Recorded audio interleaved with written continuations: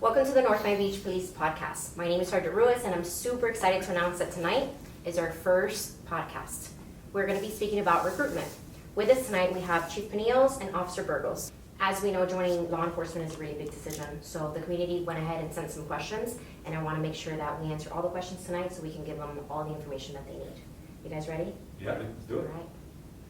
All right, question number one. It's about international applicants. Field_Connor, he sent a question, and he said, I'm interested in becoming a police officer with the North Miami Beach Police Department. I have previous experience as a police officer in the UK. Am I eligible to apply? Additionally, would the department assist with obtaining citizenship and documents to make this possible? So, is it possible for somebody from UK to come and apply with us? So the answer is simply no. However, there are restrictions and there are applications that we can assist somebody with if they are interested in a career in law enforcement, specifically here with North Miami Beach. Typically what happens is if you're within the United States and you are a certified police officer with another state and you'd like to become certified in the state of Florida, what happens is you'd have to do a crossover certification. Florida would generally have to recognize the other state's certification of law enforcement, accept it, and then you can now move over here to Florida, take a general crossover academy, which is shortened. It's not the same as a full-length academy. And at that time, you become certified in Florida, and then you can apply for any Florida agency. So the short answer is no. The long answer is yes, you can. And we encourage anyone that is from another country that's interested in a career in law enforcement here in the United States, if they wanted to, for example, give North Miami Beach a phone call and ask us how that process would look like, we can certainly assist them in that journey. Yeah, and just to add a little bit on to that, Chief, just so everybody's aware, when you do come to the police academy, there's two options. You can either go for 6 months, which is a full-time, or you can actually go part-time, which is an entire year. So for those that need to work and continue the police academy, just understand that it's just 6 months longer. Our next question comes from our Instagram, our direct message from Young Mick. He's asking, is there a timeline for the recruitment of non-certified cadets? So not really sure exactly what the question is. I mean, I think we understand a little bit, but just to go a little more in depth with it, when we hire any potential recruit or officer, they're either certified or they're non-certified, right? So we usually have job openings or postings when we're letting the public know, hey, we're hiring for certified and non-certified. Certified means you've already taken the state exam and you're certified, you're blessed off in the state of Florida, and you can now operate as such in a law enforcement capacity.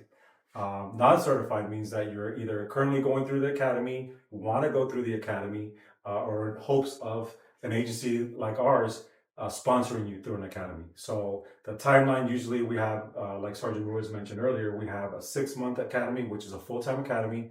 Then you have a 1-year academy, which is a part-time academy. So right now, currently, we are hiring for non-certified, which means that if you are selected, you pass the background, you do the application, we will hire you and sponsor you through the academy. But full disclaimer, that is, it's limited. Those spots are limited because we are also looking for certified officers as well. Okay, thank you. Young Mick, I'm not sure that the question was very specific, but I'm hoping that we answered it. Just to add to Young Mick's question, the chief kind of already covered it. We have people that do the part-time academy, which is almost a year long. So for those that have family and might work part-time, they can still attend the police academy starting at early afternoon to late evening. And for those that want to attend the academy full-time, you will start early in the morning, about 7 or 8 in the morning, all the way to 4 or 5 in the afternoon. That will shorten your academy by 6 months. So it depends on your schedule and your family. I think you might find the best route for yourself. Our next question talks about backgrounds. We got a direct message from WP asking, what are some of the factors that can influence how long a background check takes? So thank you for your question. That really depends on the candidate. Everyone's application is going to be different, obviously, depending on their life history, how many jobs they've had in the past, where they've lived, how many homes they've lived in, because we do an extensive background check. We talk to all your neighbors, we talk to relatives, talk to friends. So if you have if you worked at 20 different jobs, then we got to check 20 different jobs. If you lived at 20 different homes, we got to check 20 different homes. So it just really all depends on the person, on the applicant themselves. So typically, it should last around 3 months or so is the average time frame.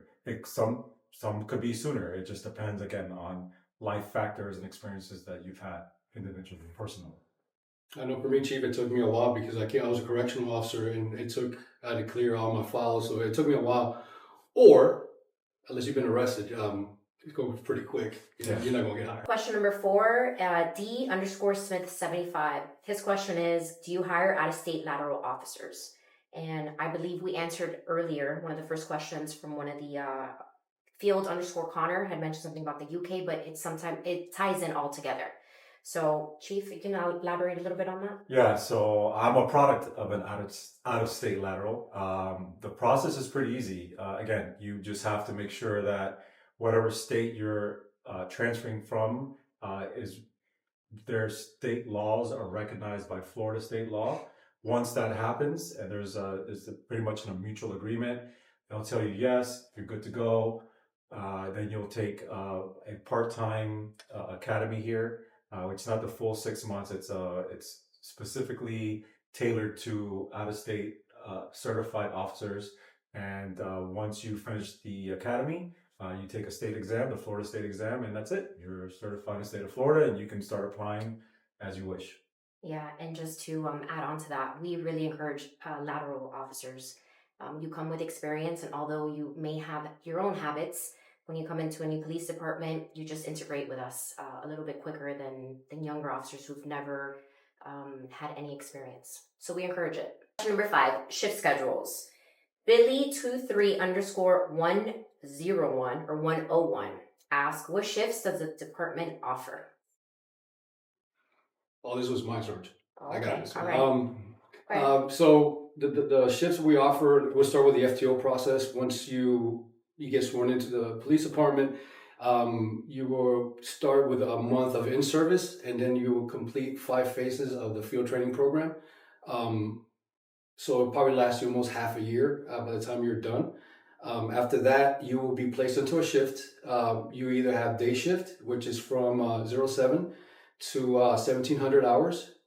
We have an overlap with a noon shift from 1430 to midnight.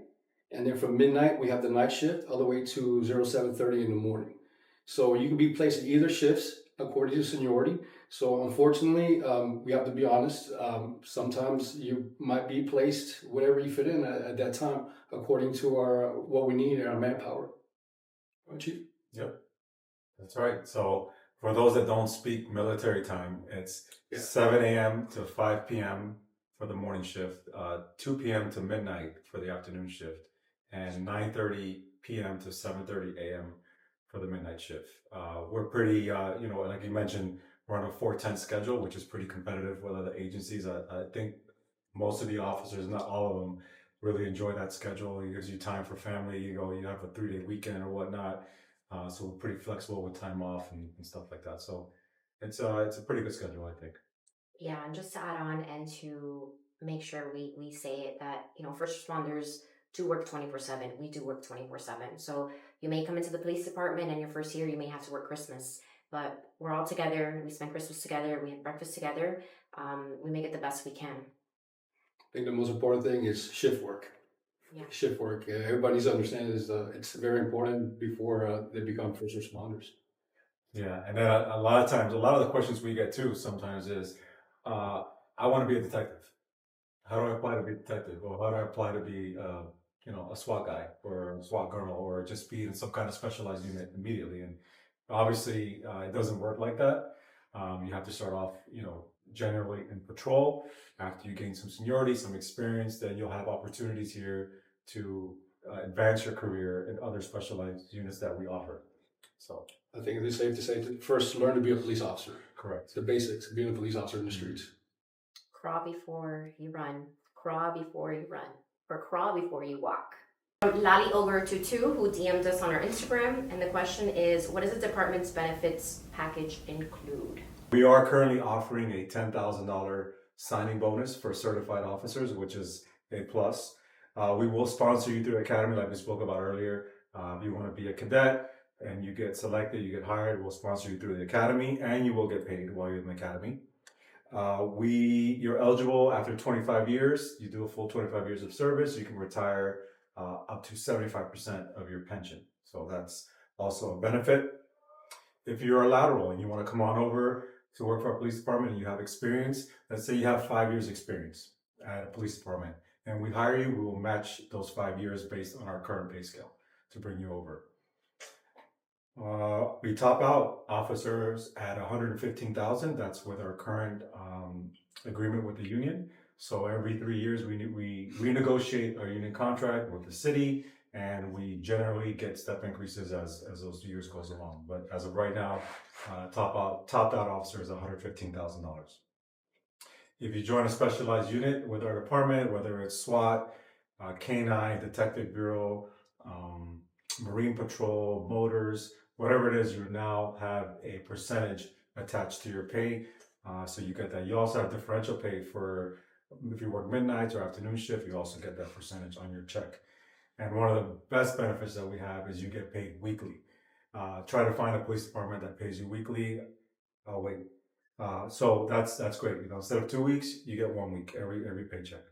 And like I mentioned before, we have a plethora of specialized units that you can join.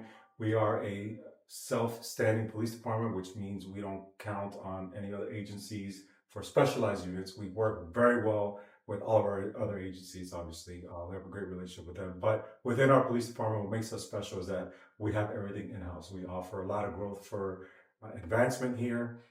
We have everything, like I mentioned, from the Detective Bureau all the way to community policing, to street crimes, to a gang unit, to you name it, we have it. Okay. And another question we received: what are some of the biggest Another question that we received is, what are some of the biggest challenges new officers face? So, I'm an old guy, so I come from a different era of policing. But nowadays, obviously, unfortunately and fortunately, depending on how you look at it, our officers nowadays, they're living in a fishbowl, right? Where social media is prominent, it's everywhere, cameras are everywhere.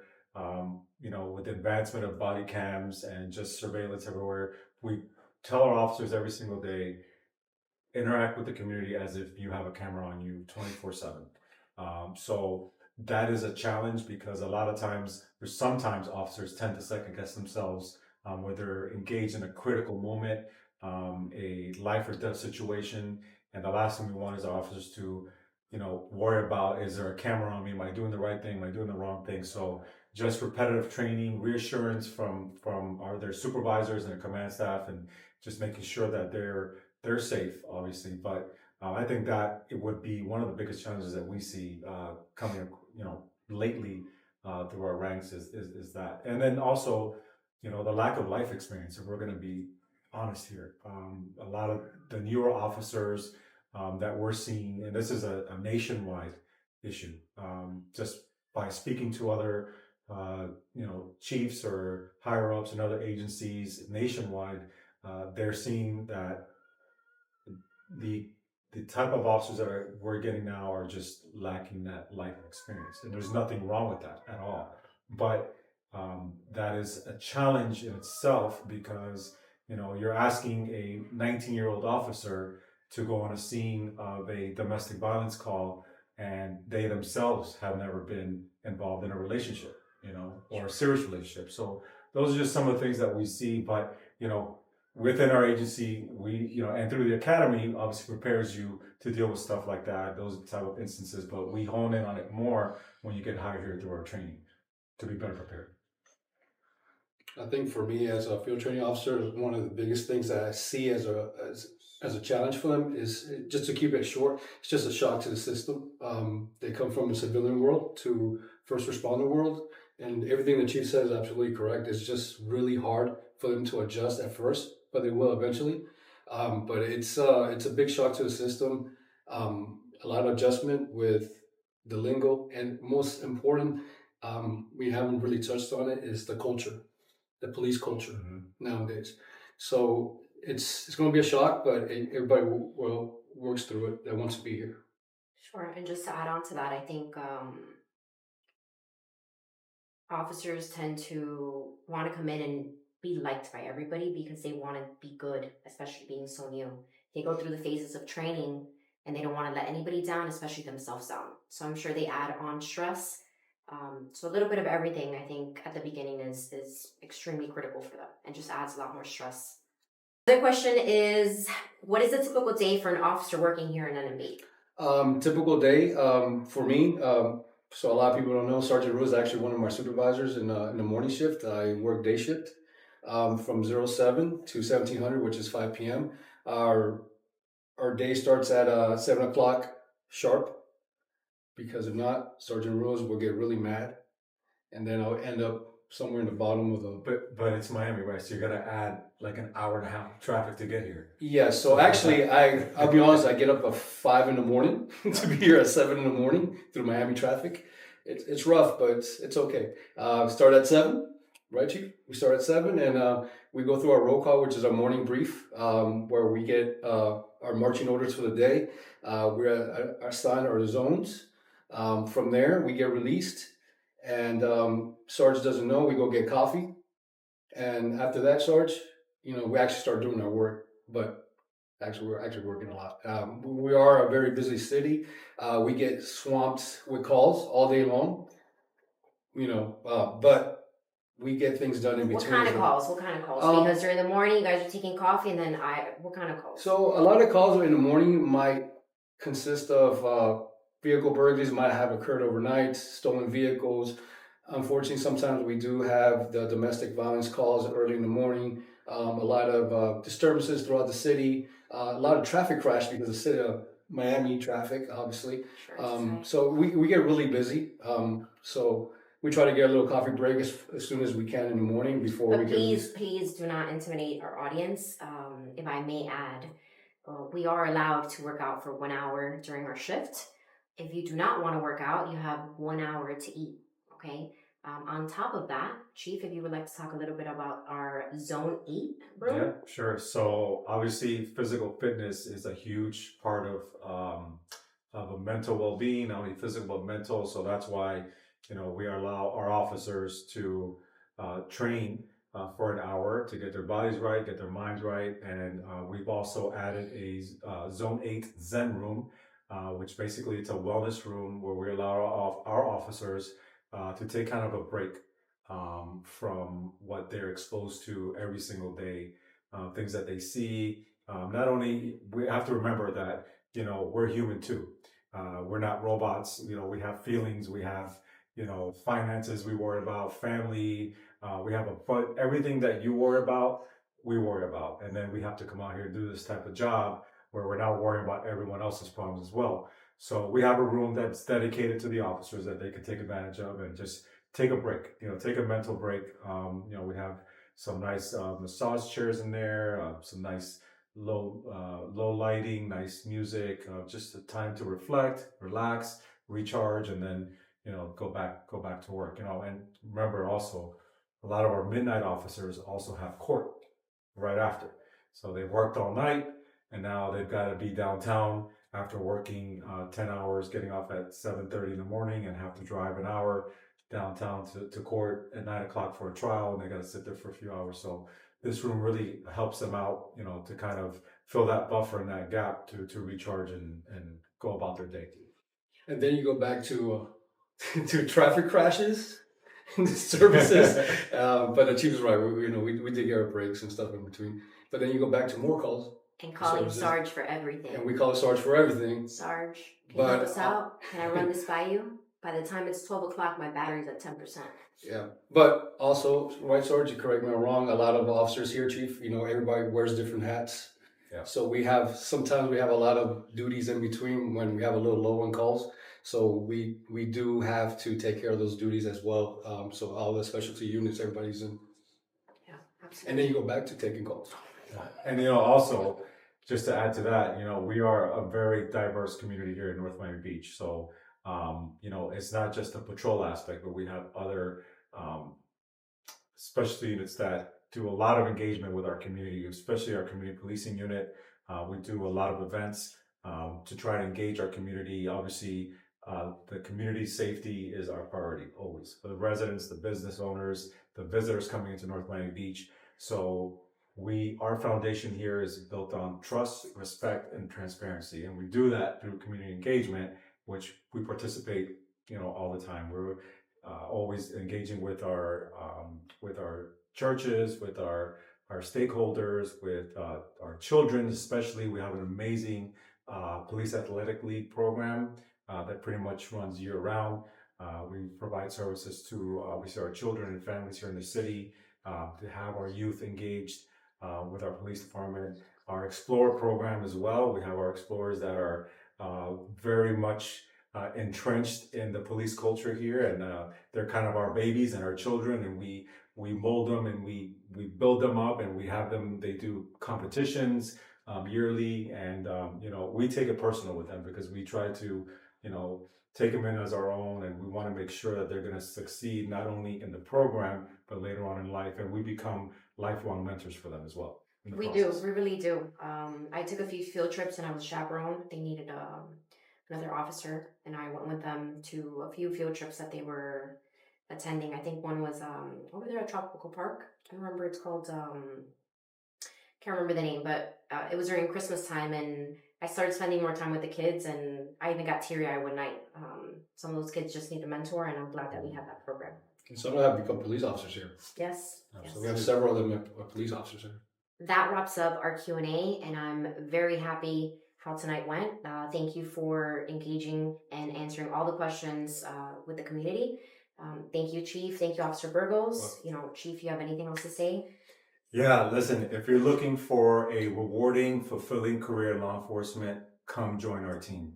This is the place you want to be. We have all the best trainers, the best staff, the best equipment, very competitive package that we're offering right now. It's a good opportunity. We do have positions available for both sworn, certified, non-certified, cadet. We're also hiring for dispatchers and community service officers. So again, if you're looking for that type of career, if you think you belong on this type of team, I encourage you to reach out to our social media unit. Check us out online, send us DMs. We'll answer all your questions, or just stop by. We'd love to meet you.